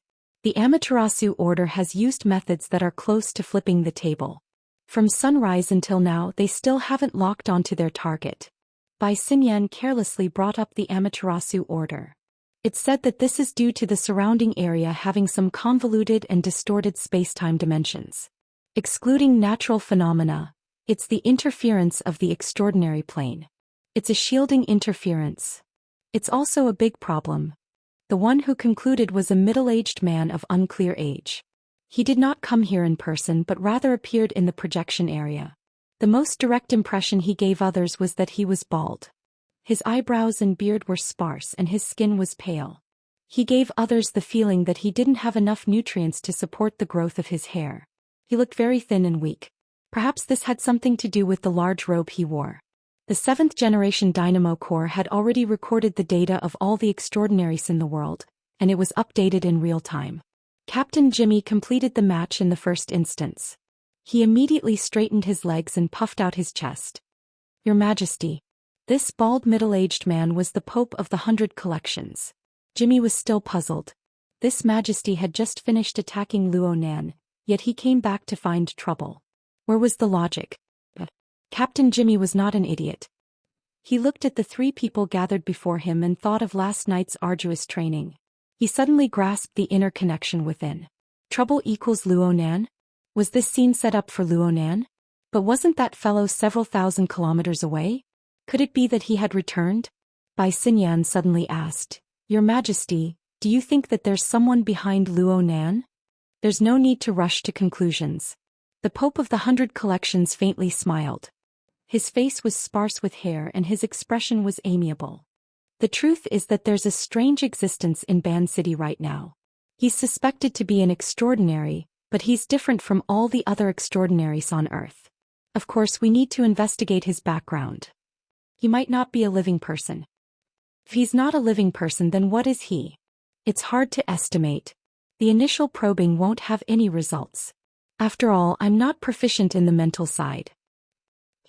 The Pope of the Amaterasu Order, Majesty, was the spiritual leader of millions of believers. He was the world's top mental extraordinaire. For him to say that he wasn't proficient in the mental side was truly the biggest joke in the world. The Pope still smiled amiably. You can't view the convenience of horse racing as an ability. Besides, there's no future in the mental side. Perhaps you agree? Captain Jimmy discovered that he couldn't get a word in edgewise. He was the same as Yukawa Aishik next to him. They were completely superfluous. He only heard Bai Xinyan respond. The road ahead was paved by a character like Majesty. How could I think so much? Oh, the registration of the Ban City branch has been updated. Tell me about it. Currently there are more than 3,400 people registered. Among them 700 are at least awakened. As she spoke, Bai Xinyan projected another distribution map.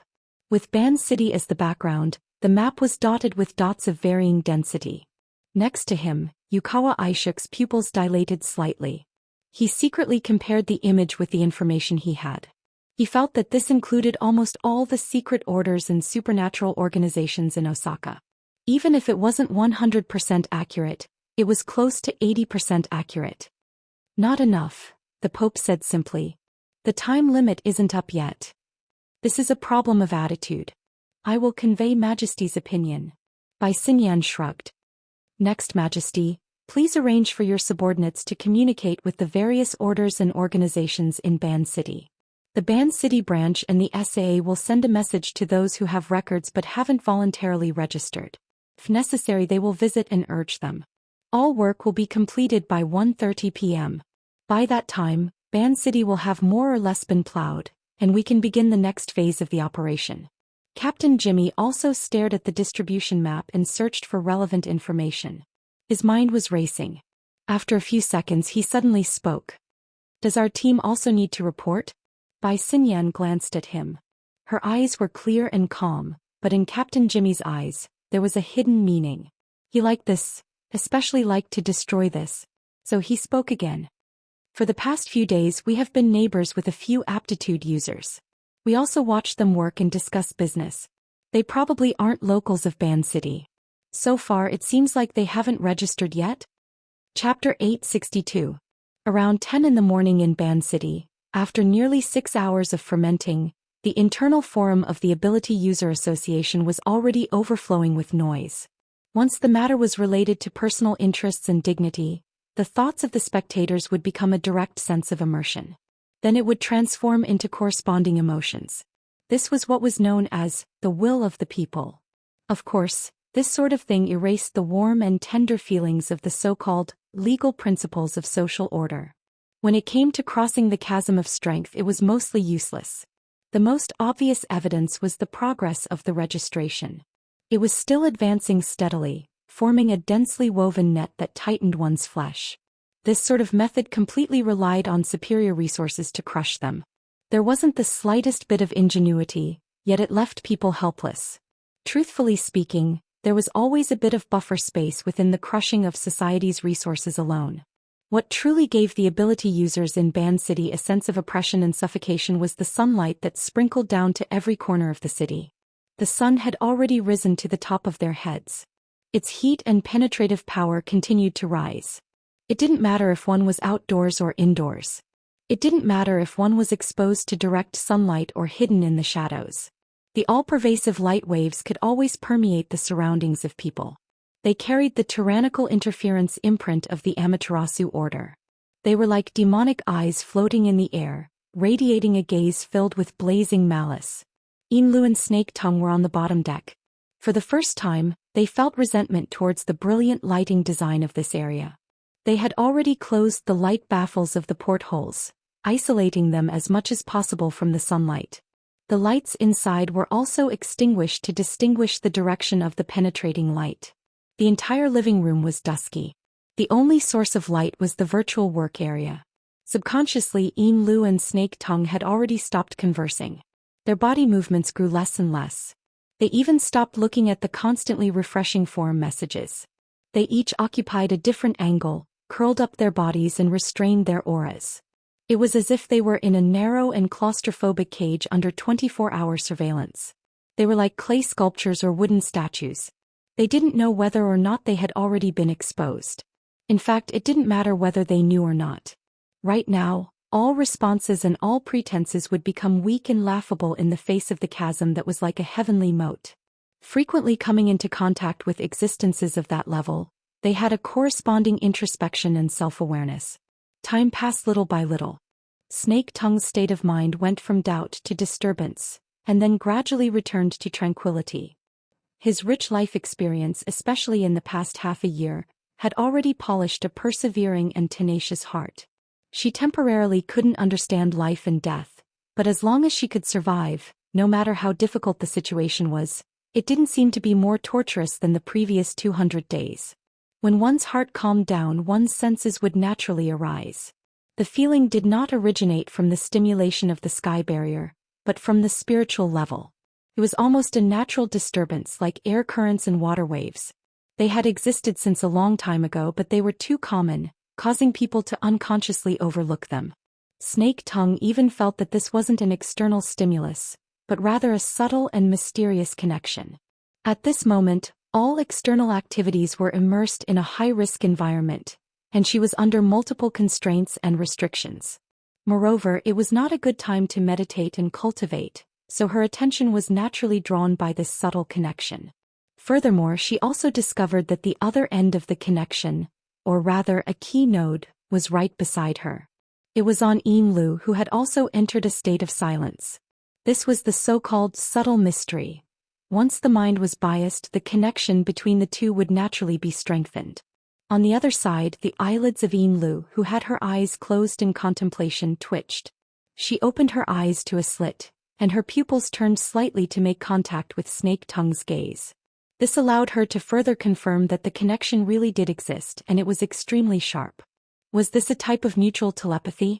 It was more or less related to Luonan. When was it established? What was the point of safety in the current situation? The thoughts in Snake Tongue's mind couldn't help but grow, but she soon came to a realization. There was no meaning in thinking about these things because she most likely wouldn't obtain an immediate answer. It was clear that although Yinlu sensed it, she was in a state of astonishment. Just as both sides were probing, contacting, and researching, a telepathic thought suddenly interjected. It was unfamiliar beyond their imaginations, but it had the flavor of familiarity. It was like a drunken stupor and relaxation. A new person has entered the boss's territory. What's the situation right now? The sudden insertion of his will instantly picked up the obscure form and caused the power behind this layer of subtle connection to expand with a hum. The increase in energy level brought about a direct feeling, which was the change in luminosity. It was like a flash of light in a dark room. It flickered and died, but it was enough for people to see the outline of a scene that exceeded their expectations. Of course, this was on the mental plane. Whether it was Yinlu or Snake Tongue, they were both shocked. In comparison, Yinli's mental strength was a notch lower. Her habitually suppressed telepathic thought had a clear increase. It was as if a bomb had been set off in a relatively quiet space. Who is it? A pitiful person who works for some boss. Perhaps the other party felt that this explanation was too confusing, so she added, "To put it nicely, I'm like a secretary or a maid. To put it bluntly, I'm like a leashed cat or dog. I forgot to introduce myself. I'm called Cat Eyes." When the other party frankly introduced herself, the latent power that had burst forth from the stimulation of their telepathic exchange returned to tranquility. It quickly settled down, just like a flash of light that had been polished and then extinguished. It was just that after settling down, the flickering embers naturally possessed a certain law. When Cat Eyes finished introducing herself, the result of the law's guidance had already changed from a quantitative change to a qualitative change. It had accumulated to a meaning of existence that could be sensed by the 3 female ability users of similar statuses. This was a relatively meticulous structure, and it possessed an extremely distinct sense of space. Cat Eyes, Snake Tongue, and Yinlu resided on the mental plane. Their eyes, ears, mouth, nose, and all sorts of other senses, as well as their perception of the external material world, were separated by a layer. Only the mental plane, the law and order that gradually became clear, gradually appeared in a pattern that they could understand. The feeling of the flash of light in the dark room was far too vivid, so much so that the 3 of them still felt that this was a dusky room of unknown size. They maintained a relatively close distance between each other, similar to the type where they stood side by side. Due to the accumulation of changes in their perception, Snake Tongue and Yinlu weren't able to react in time to Cat Eyes' self-introduction. Only after a few seconds did Yinlu speak: Cat Eyes? Xiaocity's Cat Eyes? After half a year of in-depth understanding, Yinlu naturally knew that Cat Eyes was a member of Luonan's circle of friends. But for them to meet under these circumstances, it seemed that their identities weren't as simple as just friends. If it was a deeper layer, was she a forbidden zone? It had to be said that Cat Eyes' attitude gave the 3 a good start in their interaction. Under her good example, and of course within Luonan's domain, Snake Tongue and Yinlu had no meaning in hiding their identities. Their self-introductions naturally came. There was a certain awkwardness in this period of time. After all, their identities and positions were more or less contradictory in the public social network of the inner world. However, Cat Eyes didn't nitpick. Whether it was Yinlu, who came from the Blood Flame Order, who was deeply involved in the Sun Jia intermediary case, or Yinlu, who was once her mortal enemy Snake Tongue, who was theoretically missing or even dead, she only clicked her tongue twice. She quickly returned to a more realistic level. "You guys are all in Band City. What are you helping him do? Work? Daily life? Warm the bed? We're just listening to Mr.'s arrangements." Yinlu appropriately followed up. allowing the idle chatter to have a relatively smooth relay. Things aren't going well now that the Divine Kingdom's canopy has opened, right? That's true. Is there any news or reaction from Xia City? There's an uproar, but we're just watching the excitement. But looking at your current situation. Cat Eyes snorted twice. Everyone says that the boss fought a battle with the Amaterasu Order on the Pacific Ocean. Now that he's overcome his calamity and broken through, he's like a flying bird and a jumping fish. But if that's the case, it doesn't seem to be the case. It's a bit complicated. Yin Li's mood was indeed quite complicated. I understand your feelings, but it's the same as before. I really don't understand what in the world is going through someone's mind. His lordship's previous arrangements were always like this. Snake Tongue joined in as well. Their telepathic communication was a bit more straightforward than usual. Yeah. It's a mess. But in the end, he's always forcefully rescuing the situation, giving people the misconception that he's unfathomable. Cat Eyes was happy to introduce her experiences to these two latecomers, even though she didn't really understand the current situation. In the past, Cat Eyes often borrowed the Living Starry Sky, the large production line, and other similar mental domain structures to launch a long-distance mental link with Luonan. But those were relatively abstract mediums. It was like facing the void, crossing unexplainable dimensions. But in the current situation, it seemed that there was a solid structure that gathered the souls of the three together. It was like, before they could make a clearer judgment, light and shadow appeared within the empty room. Moreover, it formed into a visual image that could be easily understood. The first thing that appeared was the scenery of a chaotic sky filled with clouds. They could even hear astral winds blowing past, whistling through the air. The sound and color were both present and extremely vivid. In this special stage, Cat Eyes and the other two quickly thought back to the scene from last night. Cat Eyes snorted again. What's going on? A fortress in the clouds, a falling sun, yesterday reappearing? Inlu was probably thinking the same thing. On the other hand, Snake Tongue's thoughts had an additional layer. Perhaps this was the cloud world that had trapped her for half a year? As the thoughts of the three deviated, the image that appeared changed. In the depths of the clouds, rules and laws were vaguely visible within. As the astral winds blew, the surrounding clouds dispersed. However, there were also a few strands of yarn that were entangled with the enormous creation within. Under the interaction of the two, a silhouette was gradually revealed. Oh, it really is. The scene that appeared before the eyes of the three was clearly a fortress formed from clouds. Even though the background was a vast azure sky, it still towered majestically. Especially its connection to the surrounding clouds. It was as if a cloud that covered the horizon was fluttering and fluttering. The rules were built within, causing the clouds that filled the sky to be immersed in laws even as they unfolded and flew. It was simply like a military line that could be retracted and retracted freely. In fact, it wasn't just the outer layer. The cloud fortress that served as the base of the image was also constantly changing. Every region in the depths of the condensed, seemingly substantial clump of clouds had minute changes. This was reflected in the basic silhouette. There were also slight adjustments. After looking at it for a long time, the scale of time became a bit blurry. It was as if they were appreciating the effects of a time-lapse photography. The endless flow of time and the changes of a macroscopic perspective were compressed into a scale that they could understand. The special effects are pretty good. I can't see anything deeper than that. Cat Eye's evaluation was basically the consensus of the three. From the looks of it, the image displayed was still a certain distance from the real world. It was as if the three of them were in a movie theater watching the image displayed on an enormous screen. If one were to lower their expectations, it could be considered more realistic. But if one were to use a harsh attitude to evaluate it, there was a barrier called reality between them and the image. The boss called us over for the sake of letting everyone watch a movie and relax. It's also possible that he's teaching us live. When considering Luo Nan's temperament as well as the fact that they couldn't relax in Ban City, Cat Eye's second half of her judgment was quite agreeable. The three of them were all observing and pondering. The large screen in front of them was playing what seemed to be a large-scale production, but it still lacked an immersive experience. It was as if the three of them were sitting in a traditional movie theater. They interacted with each other under the dusky lighting. They could only see the blurry silhouettes of each other, but they were unable to see any further details. This sort of analogical experience made it easier for them to adapt to their current environment. It allowed their communication to become smoother. Yinlu shared her new feeling. It seems like there's something else inside the cloud fortress. Where is it? There's a bloody glow in the middle. Is there? There isn't? Yinlu was very baffled. Her current mental state was also very baffled.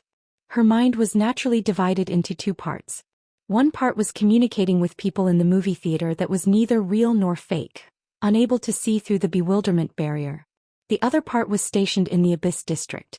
It was closely connected to the structure of the Blood Soul Temple in the Abyss District, forming a transparent high-level clairvoyance. The two parts of her mind didn't conflict. They were both real and real. Gradually she could feel the structure of the Blood Soul Temple in the Abyss District. There existed a rather rhythmic warped undulation. This caused her mind to sway and she was quite pleasantly surprised. It was probably because this feeling was very familiar. She would come back to it from time to time in the past half year. According to Mrs. Halder, this was someone's usual experimental method. The foundation of the Blood Flame Order was essentially nothing more than a set of experimental products for that person. As the deputy first ablatum of the order, it was actually a bit difficult for Yinlu to adapt to this rhythm. But under the current circumstances, this distortion that affected the foundation of her extraordinary strength was like a gently swaying swing. It brought her along to leisurely sway. Everything was out of her control, but it was inexplicably safe and secure. Mr. The thought appeared in the movie theater. Before it could completely take shape, Cat Eyes let out a whoa from the side. There really is one. The background of the image of the blue sky and white clouds suddenly had the color of blood spread out. Moreover, it appeared at the center of the mist fortress that Yinlu spoke of. The newly emerged elements possessed a very strong sense of space. It was as if they had entered another world through a hole in the depths of the mist. There were towering rocks and flowing bloody light. Below it was a hot lake of lava, and above it floated turbid clouds and lightning. It was malevolent and terrifying. It was similar to the demonic realm's ghost prison. Within the movie theater, one could even hear the muffled sounds of lava boiling and flowing. Yinlu's mind finally became confused. She couldn't distinguish the relationship between the structure of the Blood Soul Temple in the Clear Abyss District and the image of the Blood Soul Temple in front of her. She subconsciously muttered to herself, "The Blood Soul Temple?" Before Cat Eyes and Snake Tongue could react to this, a living creature with wings suddenly emerged from the chaotic cluster of clouds. It was accompanied by a long and hoarse cry as it charged out. Its shape was similar to a prehistoric pterosaur. It had a sharp beak, a thin neck, long wings, and a thick tail. Its entire body was featherless and covered in scales. The most astonishing thing was that these things were actually in groups. When the leader appeared, a dark mass of people followed behind, stacking upon each other. Amidst the clamorous cries, they spat out a large amount of acid. It was like a violent gale and a sudden shower of rain that rolled down. The cloud was wrapped in acid rain. Suddenly lightning flashed and thunder roared. Amidst the crackling sounds of exploding lightning, a group of beetles resembling a black cloud appeared. It was unknown how many thousands or tens of thousands of them buzzed out. What followed was an absurd amount of meteors that were thrown down. However, halfway through one could see that each and every one of them had their limbs bunched up. It was difficult to distinguish their stone humanoid forms as they were thrown down towards the bottomless layer of clouds. And this was just the beginning. In a few breaths of time, there were countless waves of marvelous creatures that appeared from within the cluster of clouds and lightning. Behind them, there were even man-made flying machines and large mechas rushing out. Occasionally, there would be a few illusory human figures whose faces could not be seen clearly. They either spiraled in the air, dropped down at high speeds, or attacked each other. They occupied the entire screen of the image. The three female ability users in the movie theater seemed to be watching an absurd fantasy war film. It also seemed as if they had fallen into some absurd dreamland. A more rational way of looking at it would be like someone had taken multiple shots and spliced them together into a video work. At the same time, it was presented in this large background. Not to mention the effects of the editing, just the logic of the shots was enough to make one feel despair. If one had to find a common point from this mess of images, then it would probably be this. Every image of an existence manifested an extraordinary power. Moreover, every power seemed to be rather out of the ordinary. This was especially true for the few illusory human figures that pierced out from the back. Most of them were only wrapped in a single layer of armor. Some of them even wore unlined clothing and were unarmed. Yet every movement they made pierced through the sky and collapsed the clouds. They roared through the wind and thunder. It was as if they were gods manifesting themselves. It should be said that everyone was an extraordinary. The image of cat eyes in the movie theater very naturally assumed a posture of supporting her chin with her legs crossed. Your blood soul temple is actually a summoning class? That's not funny. Not to mention the two conversing Snake Tongue was watching seriously to the side. She was dizzy from watching, but at the same time she had some strange sensations. She seemed to be able to hear some sort of noise amidst the unbearably chaotic background noise of the fantasy war film. It was extremely muffled and rather chaotic. Most importantly, she was unable to find a corresponding scene in the movie playing. She practically believed it to be a tinnitus illusion. But where did the tinnitus come from within the framework of Luo Nan's mental domain? Once the sensation was born, it was like maggots attached to the bones. It lingered and refused to disperse. Did you hear anything? Cat Eyes suddenly changed the topic. Snake Tongue could feel that the telepathic connection between the three of them still existed. Some strong thoughts would be sensed by the other two even earlier than the modified thoughts of communication.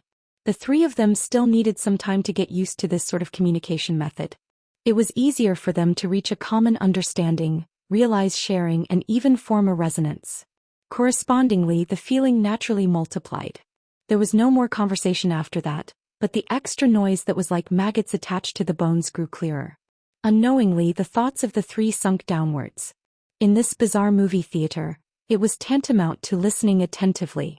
Buzz buzz buzz. Boom boom. The noise was mixed with director Luo Nan's special visual effects. There seemed to be a certain rhythm to it. It was quite familiar. But probably because they were quite nervous, the three of them had a mental barrier. They were unable to distinguish it for a time.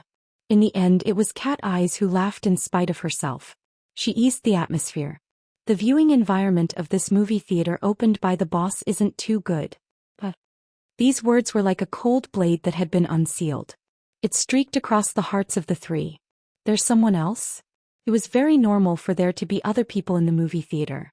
But the radiance on the large screen suddenly turned intense, causing the luminosity of the entire movie theater to rise by a notch. It also opened up their field of view. And so, the three of them had a momentary feeling of confusion. They were already close to getting used to the movie theater. It was a bit inappropriate. They really were in a sealed space and they really were watching a video. But this space was much larger than the movie theater. It was like an enormous stadium. It was stuffed to the brim. The problem was that aside from the three of them, the other people were no longer silhouettes. Instead, they were densely packed with turbid smoke. The smoke itself didn't seem to flow, but it really did exist. And in the deepest depths of the smoke, there seemed to be gloomy flames. They were one after another and their boundaries could not be seen. They were like swaying soulfire. Cat Eyes, Snake Tongue, and Yinlu had a mental interaction once more. Their blood ran cold. Inside the movie theater. Even if it was a movie theater, it wasn't just the three of them. There were other people. There were many, many people. They existed in an even more chaotic and fuzzy form. The additional noise seemed to be the whispers and discussions of these people. In addition, there was also clatter, clatter, clatter. It was unknown when, but the fine sound of trembling chains had emerged from within the turbid mist soulfire. It rang in their ears and it was also boundlessly far away. If one were to carefully experience it, it would seem as though the chains were probing out from the depths of their souls. One end was locked and the other end was connected. They were connected to a boundless and enormous net of chains. Every person within the movie theater, regardless of whether they were complete or incomplete, was a tiny node in this enormous net. This. Cat Eyes clearly recalled the nightmare from a few days ago. This memory was conveniently shared with the other two, and the corresponding emotions were transmitted back. Her willpower was trembling unconsciously. The structure before her eyes was becoming more and more different from the movie theater. It was to the point that a more suitable name was given. An altar. An enormous altar.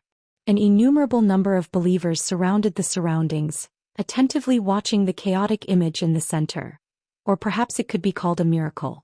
They also offered their souls to the miracle. The power of the sacrifice transformed into invisible flames that resonated with the miracle on the altar. It provided energy and also refined the images, allowing the gaps to be mended and naturally transition until they became one. Within the space of the altar there were millions and millions of souls. The chains connected, sacrificed, and smelted, forming a complete closed loop. This was no longer a movie. The vivid and lifelike images and inconceivable scenes were merely embroidery that floated on the outer layer of true power. As the power trembled, it seemed to exist in the form of a living being. As for what the deeper nature of this power was, just below the trembling embroidery, a ferocious shadow suddenly appeared. Although it was only half a body, one could already see the ugly appearance of a human face, an arachnid body and 6 different colored pupils. The instant this demonic shadow appeared, the surroundings of the entire altar seemed to be burning with a layer of raging flames. The flames scorched the mind and scattered fear. It was as if all the destructive power within the chaotic image in the center was projected onto the plane of reality. But it was only as if. The malevolent demonic shadow arched its body halfway out when a foot stomped heavily on its back. A complete and familiar silhouette of a human stepped on the arachnid demonic shadow, appearing within the vision of the consciousness of the 3 clear-headed people. Luonan. The embroidery of true power trembled even more violently. It was thanks to them that the body of power, which was originally invisible and unfathomable, had vaguely transformed into an enormous cloak. It encircled Luonan's body, conforming to the marvelous rhythm of Luonan's existence as it trembled and tumbled. They could only see that Luonan was the core of the cloak, but they could not see where it extended to. Luonan created all of this. He dominated all of this. He obtained all of this. He was at the center of the cloak. He was at the center of the altar. He was at the center of the entire system. He controlled and bore the weight of all of this. Therefore he naturally became the focal point of everything. He did not look in any direction. He was like a statue of a god worshipped in a temple watching over everyone. Cat Eyes could feel that the other 2 had already assimilated into the scene. Although they had entered later, they were more receptive to this scene than she was. Perhaps this was how the Luonan in their hearts should be. But she thought about their first meeting a few months ago. She thought about their contact in reality and compared it to the image before her eyes. She subconsciously felt an even more intense tremble. This bit of emotional reaction was soon drowned in that damned resonance. Perhaps it was precisely because of this resonance that the rhythm of the noise that made one's scalp go numb became even more distinct. In the end, it unified into some sort of hymn. Millions and millions of people chanted in unison. Cat Eyes chanted along, but the contents of her chant were far too vague. She chanted a bit in a muddled daze. She vaguely felt that the enormous cloak was a bit closer to her. It fluttered and brushed past her face. It flooded her mind, covering her in an unknown layer. All of the distractions completely receded at this moment. Only the words of praise emerged from the bottom of her heart. They curled up like smoke as they rose unhurriedly. My heart is a prison, my heart is a furnace. My heart is a mirror, my heart is a nation.